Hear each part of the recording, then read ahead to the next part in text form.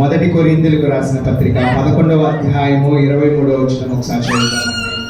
నేను మీకు అప్పగించిన దానిని ప్రభువు వలన పొందితిని, ప్రభువైన యేసు తాను అప్పగింపబడిన రాత్రి ఒక రొట్టెను ఎత్తుకుని కృతజ్ఞతాస్తుతులు చెల్లించి, చాలండి, దేవునికే మహిమ కలుగును గాక. హల్లెలూయా.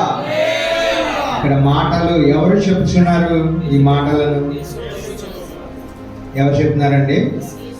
అపోస్తలుడైన పౌలు అక్కడ సంఘమునకు, కొరింథీయుల సంఘమునకు చెప్పుచున్న మాటలుగా మనం చూస్తున్నామండి.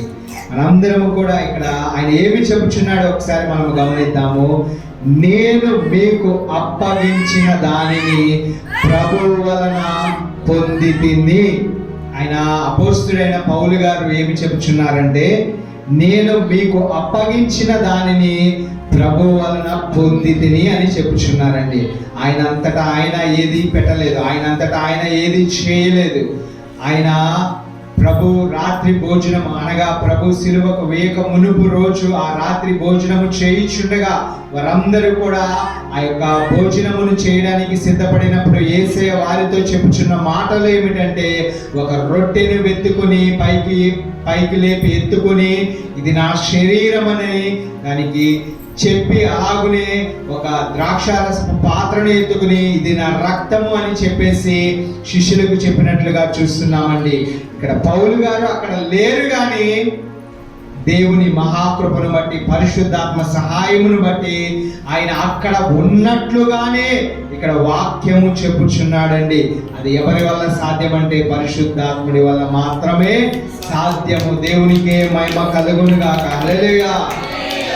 ఆయన అక్కడ ప్రభు దగ్గర లేడు, ఆయన శిష్యులతో పాటు లేరు. అప్పుడున్న కాలంలో ఆయన ఒక అధికారిగా లేదంటే ఒక వ్యక్తిగా ఎక్కడో ఉండి ఉంటాడు, కానీ ఆయన శిష్యుడిగా మారలేదు, దేవుని తెలుసుకోలేదు. అయినప్పటికీ కూడా దేవుని మహాకృపని బట్టి ఆ రోజు ఏదైతే జరిగి ఉన్నదో, అక్కడ రాత్రి భోజనపు విందు ఏదైతే జరిగి ఉన్నదో, ప్రభు బలను ఎలా అయితే ఇస్తున్నారో దాన్ని స్పష్టముగా ఆయన అక్కడ ఉండి చూచిన వాడిగా, అనుభవించిన వాడిగా మిగతా సంఘములన్నిటికీ కూడా ఆయన అప్పగిస్తున్నాడు. దేవునికే మహిమ కలుగును గాక. హల్లెలూయా. ఈరోజు మనము కూడా అదేనే పాటిస్తున్నామా? అలాగనే మనమందరము కూడా చేస్తున్నామండి. ఎందుకని అంటే అక్కడ మనము చూసినట్లయితే ఆయన వారితో కూడా ఏమి చెప్పుచున్నాడంటే, 11వ అధ్యాయం మొదటి వచనం ఒకసారి చదువుదామండి. నేను క్రీస్తుని పోలి నడుచుకొనుచున్న ప్రకారము మీరును నన్ను పోలి నడుచుకొనుడి. దేవునికే మహిమ కలుగును గాక. హల్లెలూయా. మనందరము క్రైస్తవులుగా ఉన్నాము కదా, మనము ఎవరికైనా ఈ మాట చెప్పి ఉన్నామా? ప్రశ్న ఇది. చెప్పి ఉన్నామా లేదా? ఎస్ ఆర్ నో ఒకటే చెప్పాలి. మీరు చెప్పారా? చెప్పితే దేవునికి మహిమ కలుగును గాక. చెప్పకపోతే ఇక ముందు మీరు చెప్పవలసిందిగా దేవుని నామములో మీకు ఆజ్ఞాపిస్తున్నాడు పరిశుద్ధాత్ముడు. దేవునికే మహిమ కలుగును గాక. హల్లెలూయా. నేను క్రీస్తుని పోలి నడుచుకునుచున్న ప్రకారము మీరును నన్ను పోలి నడుచుకొనుడి అని పౌలు గారు ఎంతో స్పష్టముగా తన బిడ్డలందరికీ కూడా, తన సంఘ బిడ్డలందరికీ కూడా ఆయన పరిచర్య చేస్తున్న సమయంలో కానీ, ఆయన వెలుచున్న సమయంలో కానీ, ఏ ప్రదేశమునకు వెళ్ళినా కూడా ఆయన స్పష్టముగా చెబుచున్నాడు, నేను క్రీస్తును పోలి నడుచుకొనుచున్నాను.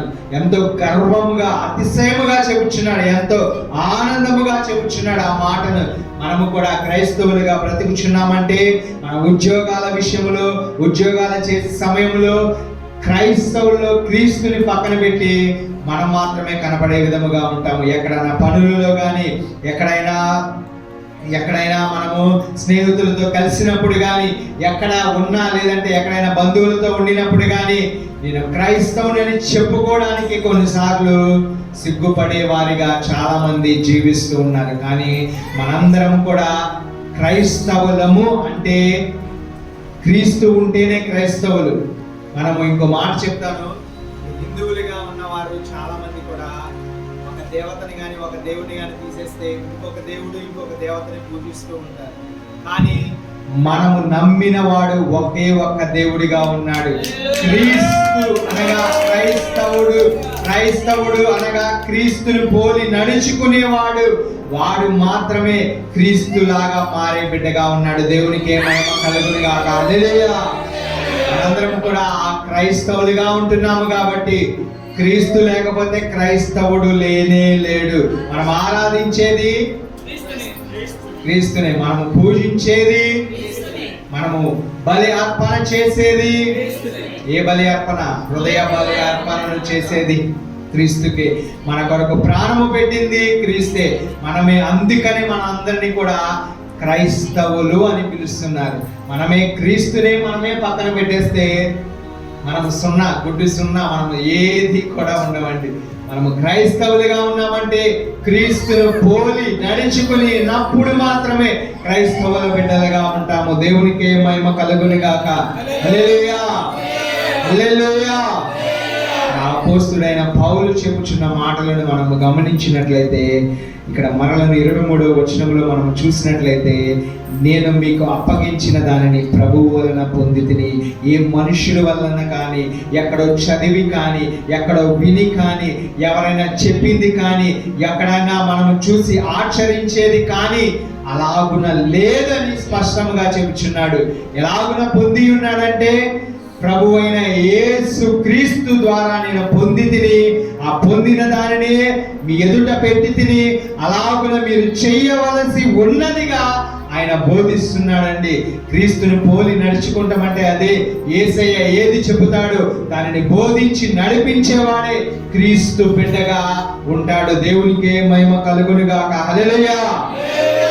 మనందరం కూడా చెప్పుచున్న మాటలో కొన్ని చాలా మర్మాలు దాగి ఉన్నవి. ఈరోజు అవన్నిటిని చూస్తాం. మనం ఎన్నోసార్లు విని ఉంటాము ఈ వాక్యమును, ఎన్నోసార్లు బోధకులు చెప్పి ఉంటారు.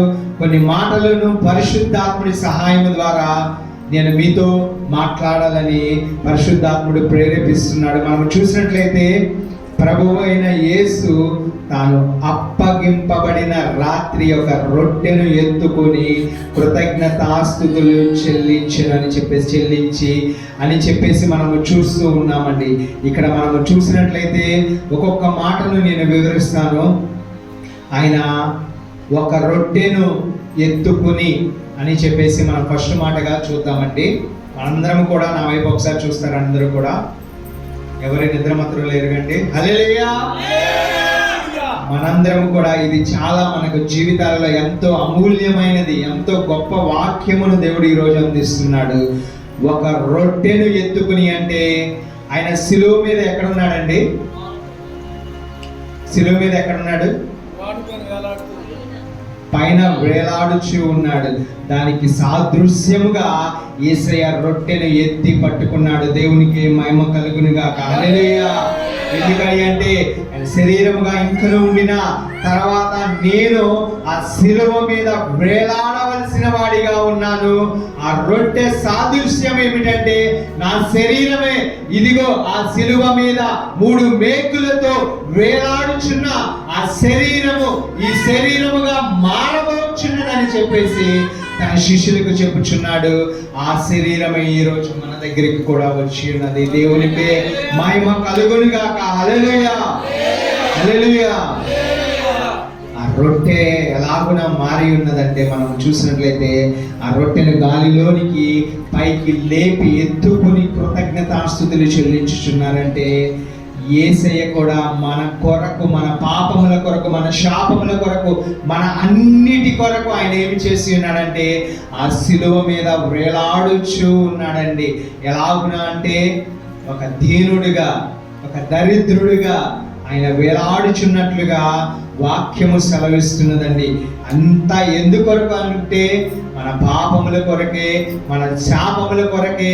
మనము పాపము ఈ శరీరము నుంచి ఆ పాపమును తొలగించుట కొరకే ఆయన మన అందరి శరీరపు భారములన్నిటినీ, పాపములన్నిటినీ ఒక్కసారి మాత్రమే ఆయన ఆ శిలువ మీద వేసుకుని ఉన్నాడు. దేవునికి మహిమ కలుగును గాక. హల్లెలూయా. ఆయన శరీరం శిలువ మీద వేలాడుచు గాయముల చేత శరీరం అంతయు కూడా ఎలాగున మారిపోయినదంటే దున్నబడి ఉన్నది. ఇప్పుడు పొలం ఎందుకు దున్నుతారు? పంట వేయడానికి. దేవునికి ఏం మహిమ కలుగును గాక. హల్లెలూయా. ఎందుకని పొలం దున్నుతారంటే పంట వేయడానికి. అందరికీ తెలిసిన విషయమే.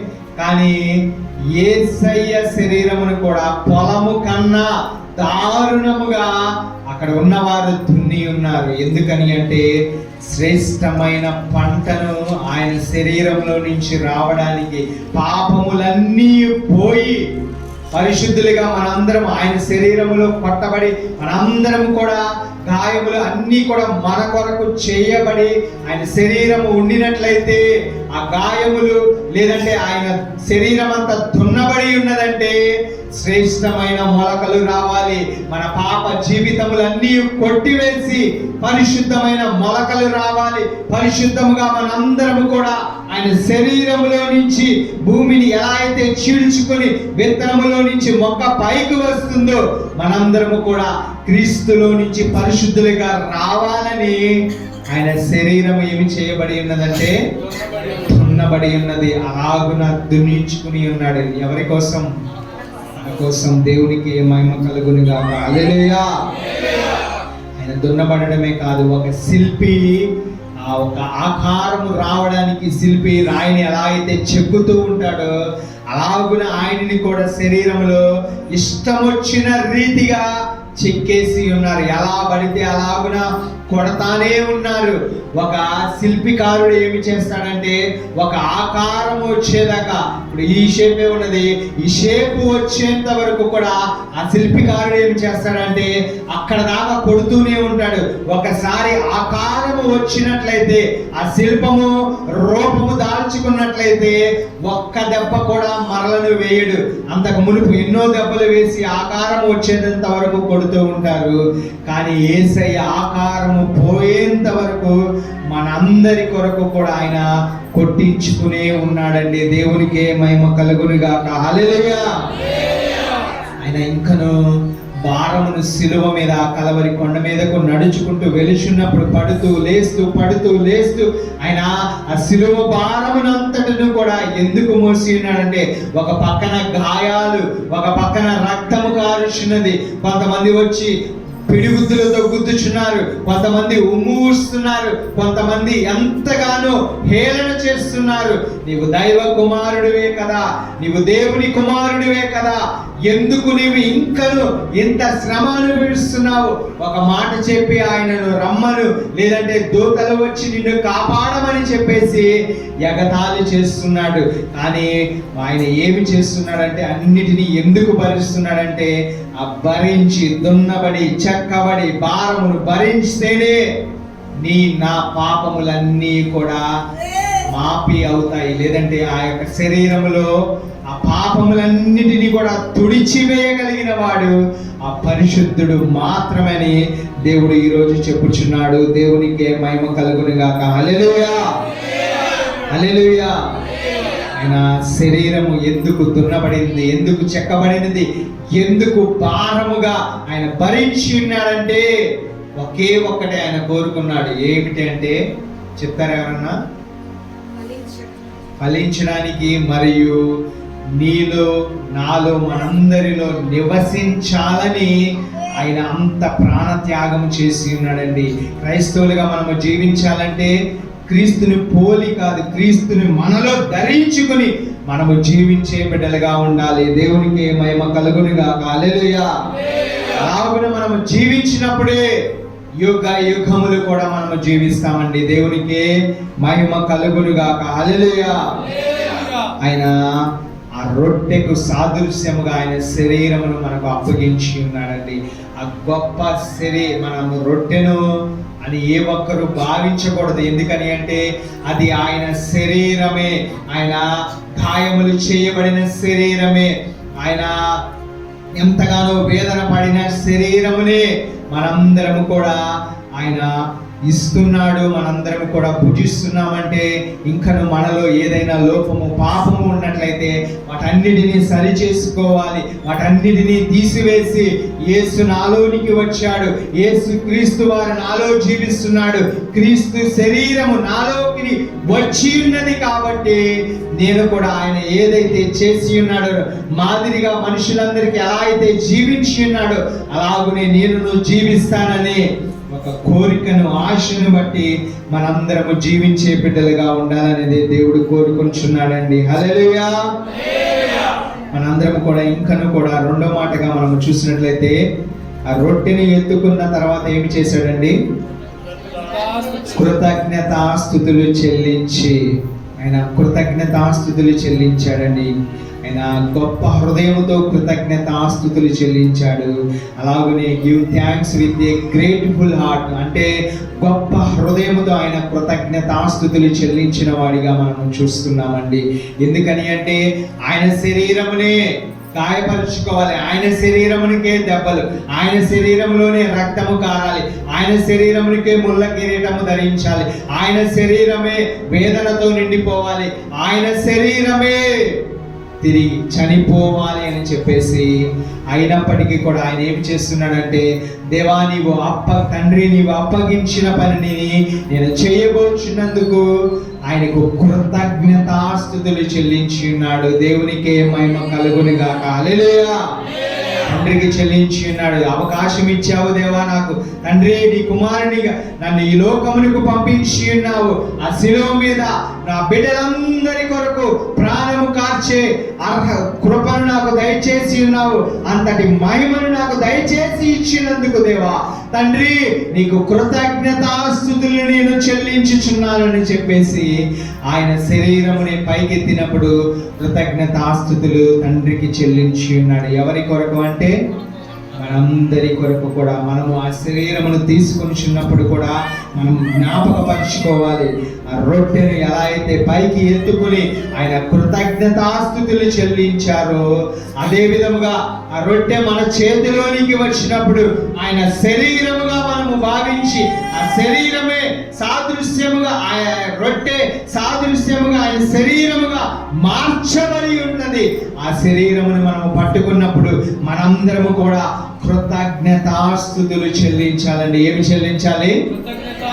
కృతజ్ఞతాస్తుతులు చెల్లించాలండి. ఎందుకని అంటే ఆయన ఎంతో గొప్ప హృదయంతో ఆ కృతజ్ఞతాస్తుతులు చెల్లించారు. మనము పాపులుగా ఉండి పాపములు చేస్తూ మన ఇష్టానుసారముగా జీవిస్తూ అన్ని చేస్తూ కూడా ఇంకను ఆయన ప్రేమించి ఉచితముగా ఆయన ప్రేమించి ఆయన శరీరమును రక్తమును మనకి ఇస్తున్నాడండి.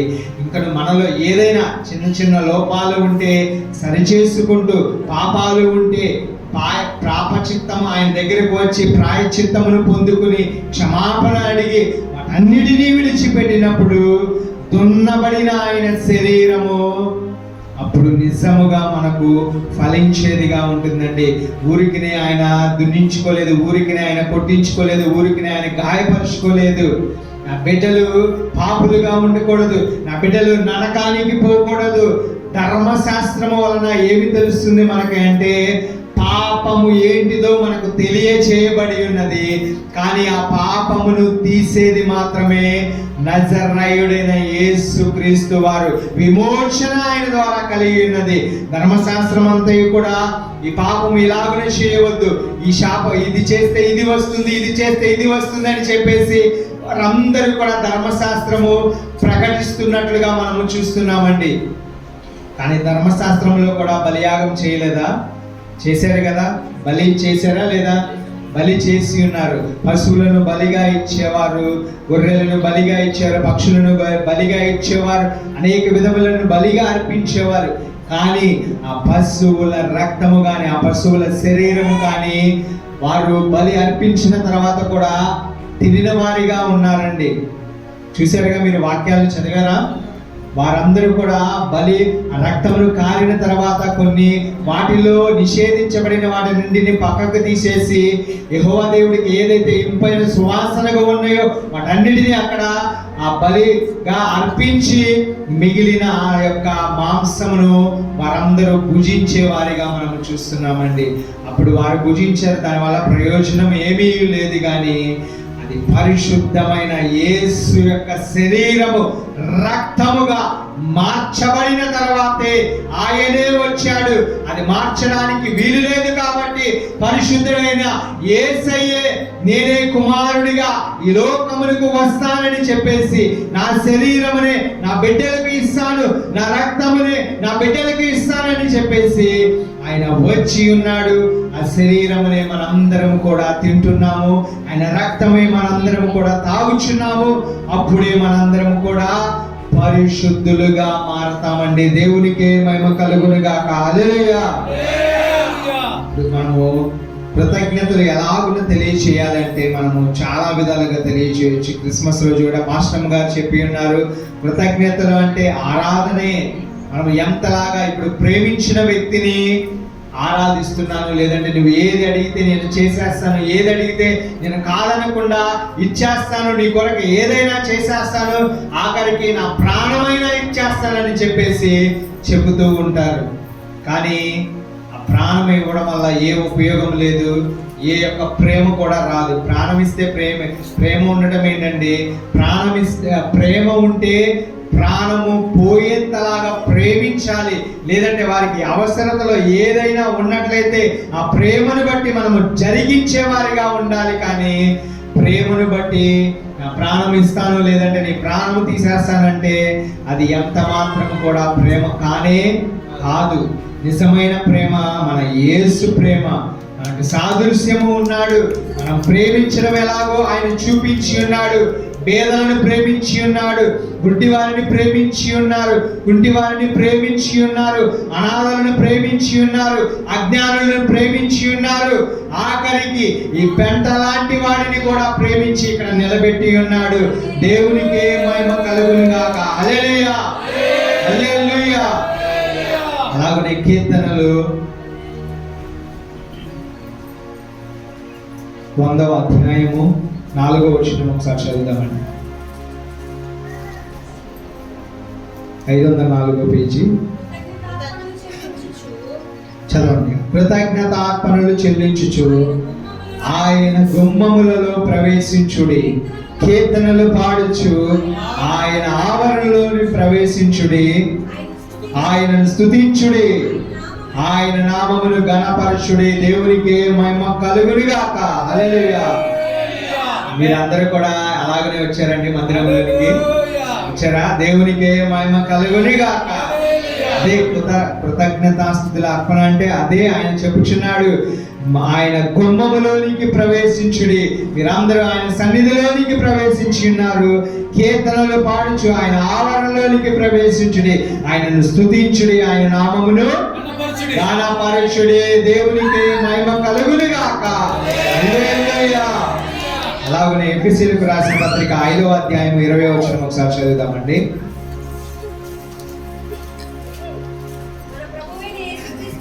మన ప్రభువైన యేసుక్రీస్తు పేరట సమస్తమును గూర్చి తండ్రి అయిన దేవునికి ఎల్లప్పుడూ కృతజ్ఞతాస్తుతులు చెల్లించుచు క్రీస్తునందలి భయముతో ఒకరినొకడు లోబడి ఉండుడి. దేవునికి మహిమ కలుగునుగాక. హల్లెలూయా.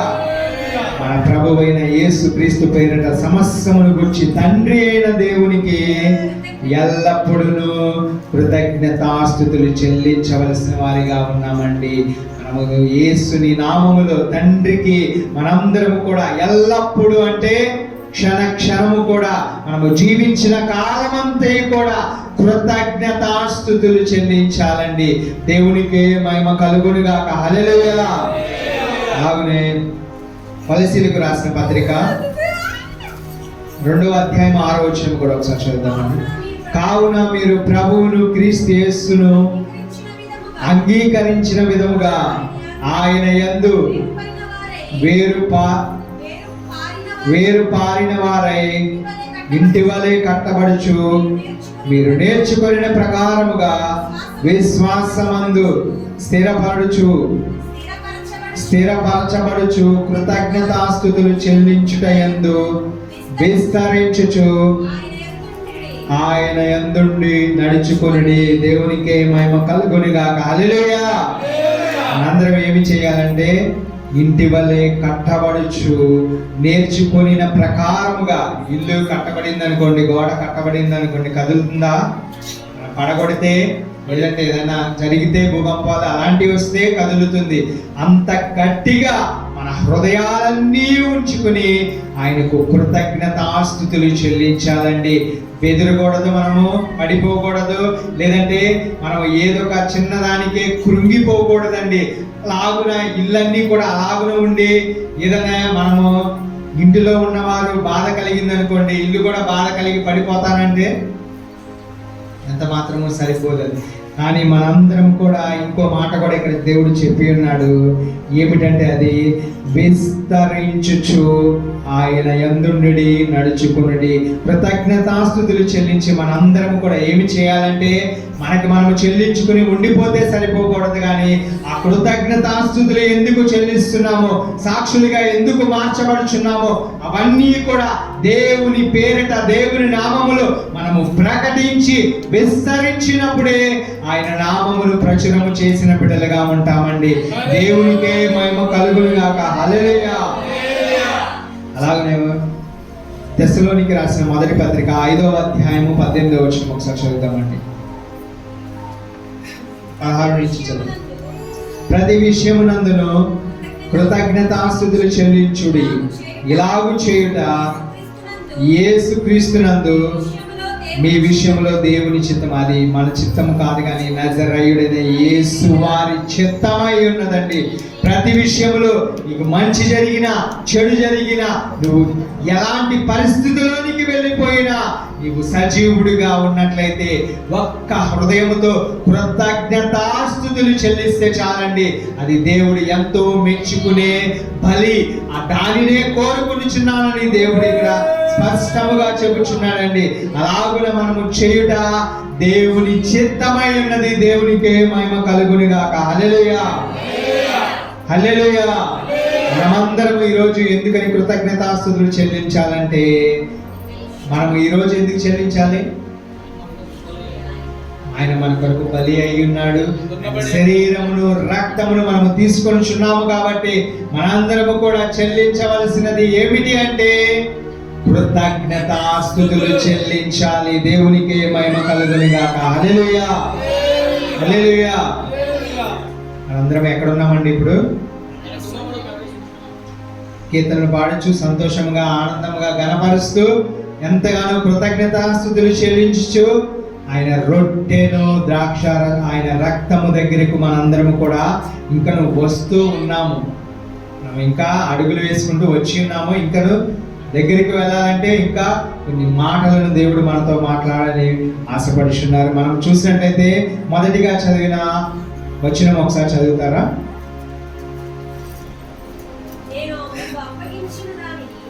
యేసు తాను అప్పగింపబడిన, అక్కడి నుంచి ప్రభు అయిన యేసు రాత్రి యొక్క రొట్టెని ఎత్తుకొని కృతజ్ఞతాస్తుతులు చెల్లించి దానిని విరిచి, చాలండి, మనం చూసినట్లయితే దానిని ఏమి చేసి ఉన్నారు? ఆయన విరిచి ఉన్నాడు. ఆయన శరీరం కూడా విరవబడలేదు, కానీ అంతకు మించిన భారమును ఆయన భరించి ఉన్నాడండి. దేవునికి మహిమ కలుగును గాక. హల్లెలూయా. ఆయన ఏమి చేస్తున్నాడంటే, ఆ శరీరము, ఇంకా ఆ శరీరములో ఇంకా ఏది కూడా రక్తము బొట్టు కానీ, నీటి బొట్టు కానీ ఏది మిగలలేదు. ఆయన శరీరము ఎలాగులో ఉన్నదంటే, ఇంకా ఆ శిలువ మీద వేలాడుచున్నప్పుడు ఆ శరీరములో నుంచి ఎముకలు కనపడే విధముగా ఆయన శరీరము మారిపోయి ఉన్నదండి.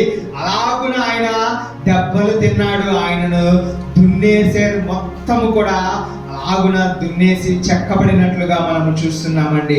అలాగున ఆయన ఎముకలు కనపడేంత రీతిగా ఆయన రిక్తుడిగా మారిపోయి ఉన్నాడు. ఎవరి కోసం అంటే మనందరి కోసం అండి. హల్లెలూయా, హల్లెలూయా. దానికి సాదృశ్యంగా ఆయన ఏమి చేస్తున్నాడంటే, దానిని విరిచి, ఇది మీ కొరకైన నా శరీరము. ఆయన శరీరములో మనందరము కూడా ఒక్కొక్క అవయవము, ఒక్కొక్క భాగముగా ఉన్నామని ఆయన చెప్తున్నాడండి. ఎంతటి గొప్ప భాగ్యం ఇస్తున్నాడు ఆయన. ఒక్కసారి ఆలోచించండి.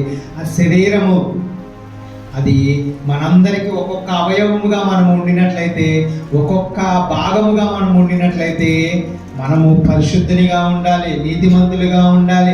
మనందరము ఏ పాపములో ఉండకూడదు. ఏ పాపములో ఉండినట్లయితే ఆ యొక్క శరీరంలో భాగముగా ఎంచబడక మనల్ని త్రోసివేస్తూ ఉంటాడండి. మనము పరిశుద్ధులుగా ఉన్నప్పుడే ఆయన శరీరములో భాగముగా లేదంటే ఒక అవయవముగా మనందరము ఉంటామనేది దేవుడు చెప్పుచున్నాడు. దేవునికి మహిమ కలుగునిగాక. హల్లెలూయా. ఆయన విరిచి ఆయన ఏమని చెప్పుచున్నాడంటే, చదువుతాను, మీ కొరకైన నా శరీరమును జ్ఞాపకము చేసుకున్నట్టుగా దీన్ని చేయుడని చెప్పాను. దేవునికి మహిమ కలుగునిగాక. హల్లెలూయా. యోహాను సువార్త 6వ అధ్యాయము 51వ వచనం ఒకసారి చదువుదామండి. 6వ అధ్యాయము 51వ వచనం.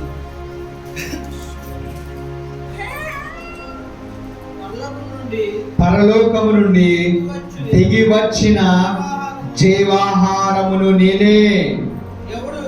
ఎవడైనను ఈ ఆహారము భుజించితే వాడెల్లప్పుడూ జీవించును. మరియు నేనిచ్చు ఆహారము లోకమునకు జీవము కొరకైన నా శరీరమే అని మీతో నిశ్చయముగా చెప్పుచున్నాను. దేవునికి మహిమ కలుగునుగాక. ఆయన విరవబడిన శరీరమే జీవాహారముగా అని ఆయన చెప్పుచున్నాడండి. ఆ జీవాహారమునే మనం ఈరోజు తినుటకు వచ్చి ఉన్నాము. దేవునికి మహిమ కలుగునుగాక. హల్లెలూయా. మీరు ఏమి తినడానికి వచ్చి ఉన్నారు? జీవాహారం అనగా ఆయన శరీరమే. రొట్టె అనడానికి వీల్లేదు, ఇంకా రొట్టె కాదు అది ఆయన శరీరమే. దేవునికి మహిమ కలుగునుగాక. హల్లెలూయా. మళ్ళీ ఇంకో మాట చెప్తున్నాడండి అక్కడ, ఎవడైనను ఆ ఆహారము భుజిస్తే వాడెల్లప్పుడూ జీవించును. చనిపో ముందు జీవిస్తాడు, చనిపోయిన తర్వాత జీవిస్తాడు, యుగ యుగములు కూడా ఆయనతో పాటు నిశ్చయముగా జీవిస్తానని దేవుడు వాగ్దానం ఇస్తున్నాడు. దేవునికి మహిమ కలుగునుగాక. హల్లెలూయా. నమ్మిన వారు గట్టిగా చెప్దాం, హల్లెలూయా. అది జీవాహారమే. ఆయనే జీవాహారముగా మారిపోయినాడు. ఆ జీవాహారమునే మీ కొరకు ఈరోజు దేవుడు తీసుకుని వచ్చి ఉన్నాడు. దేవునికి మహిమ కలుగునుగాక. హల్లెలూయా. ఒకసారి 35వ వచనం కూడా ఒకసారి చదువుతారా?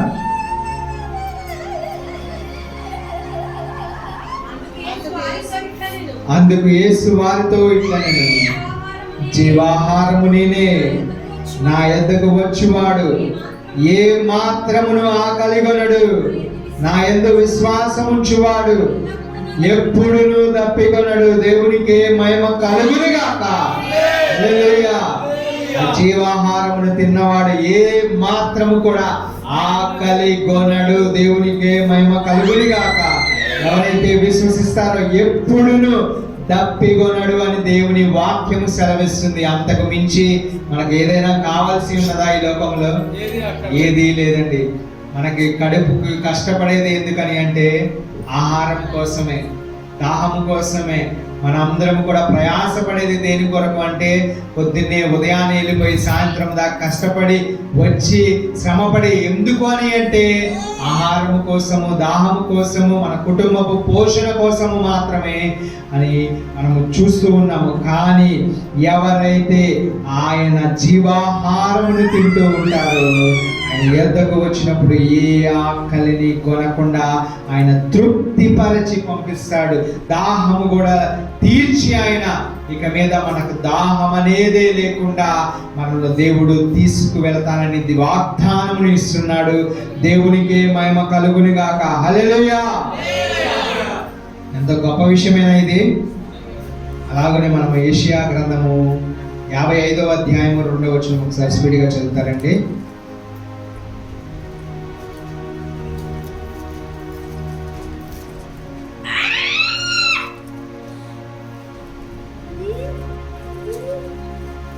ఆహారము కాని దాని కొరకు మీరు ఎలా రోకలి ఇచ్చేదరు? సంతృష్టి కలగజేయని దాని కొరకు మీ కష్టార్జితమును ఎందుకు వేయపరచెదరు? నా మాట జాగ్రత్తగా ఆలకించి మంచి పదార్థము బుద్ధించుడి.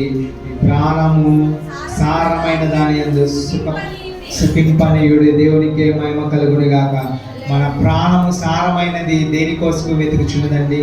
జీవాహారము కోసము మాత్రమే వెతకాలని దేవుడు చెబుతున్నాడండి. మిగతా అన్నీ కూడా మనము తింటే అరిగిపోతాయి, మనము తింటే విసర్జిస్తాము, మనము తింటే మనకు కొన్ని రోజులు బలమును ఇస్తూ ఉంటుంది. కానీ ఆయన ఇచ్చు జీవాహారమును తింటే యుగ యుగములు కూడా ఆకలి కొనకుండా, దప్పిక కొనకుండా నిత్యత్వమును ఆయన అనుగ్రహిస్తానని వాగ్దానం ఇచ్చే దేవుడై ఉన్నాడు. దేవునికి మహిమ కలుగును గాక. హల్లెలూయా. అలాగనే ఆయన రక్తము ఎందుకని అంటే పాప క్షమాపణ కొరకు మనకు కార్చబడి ఉన్నది. హెబ్రీయులకు రాసిన పత్రిక స్పీడ్కి చెప్తూ ఉంటాను, చదవండి. 10వ అధ్యాయము 20వ వచనం ఒకసారి చదువుతాం. చదవండి. యేసు మనకు కొరకు ప్రతిష్ఠించిన మార్గమున అనగా నూతనమైనది జీవము గలది ఆయన శరీరమును తెర ద్వారా ఏర్పరచబడినదైన మార్గమున ఆయన రక్తము వలన పరిశుద్ధ స్థలమునందు ప్రవేశించుటకు మనకు ధైర్యము కలిగి ఉన్నది గనుకను దేవుని ఇంటి పైన మనకు గొప్ప యాజకుడు ఉన్నాడు గనుక దేవునికి మహిమ కలుగును గాక. హల్లెలూయా. ప్రతిష్ఠించిన మార్గము నూతనమైనదిగా, జీవము కలిగినదిగా ఆయన ఏదైతే ఆ కాలములో మన యొక్క ధర్మశాస్త్ర ప్రకారము దేవుని యొక్క శిలువ వేయబడక మునుపు అడ్డు తెరగా పరిశుద్ధ స్థలమునకు మనకు ఎలా అయితే అడ్డు తెరగా ఉన్నదో ఆ తెరను యేసు తెంచివేసి ఉన్నాడు. దేవునికి మహిమ కలుగును గాక. హల్లెలూయా. ఇప్పుడు ఏ అడ్డు తెర కూడా మనకు లేదండి.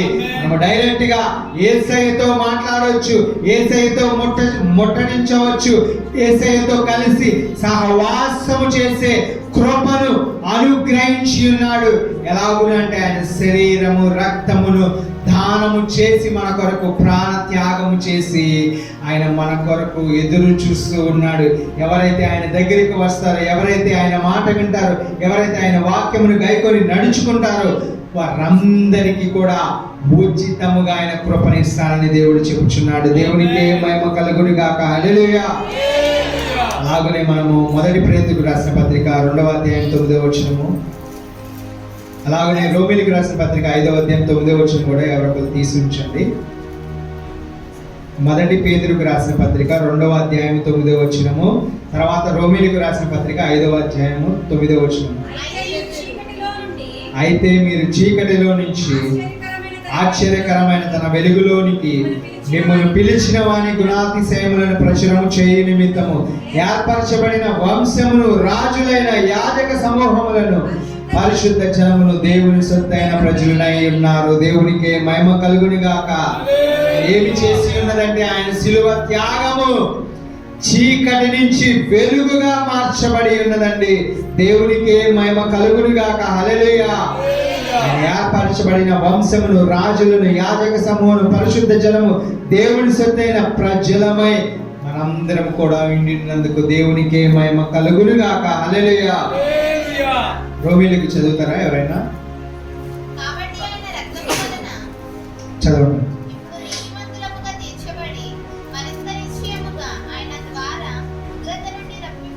రక్షింపబడదుము. దేవునికే మహిమ కలుగును గాక.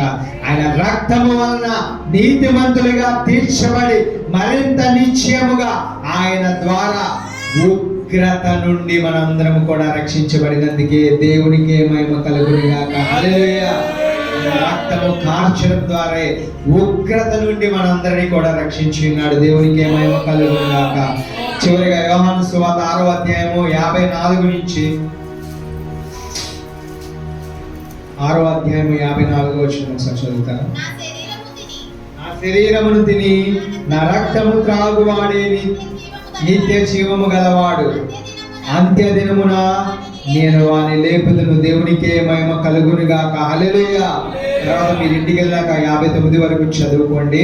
అలాగనే మనము చూసినట్లయితే చివరిగా ఆయన చెప్పుచున్న మాట ఏమిటంటే ఆయన రక్తము త్రాగితే కానీ, ఆయన శరీరమును తింటేనే కానీ మీరు జీవము గలవారు కారు.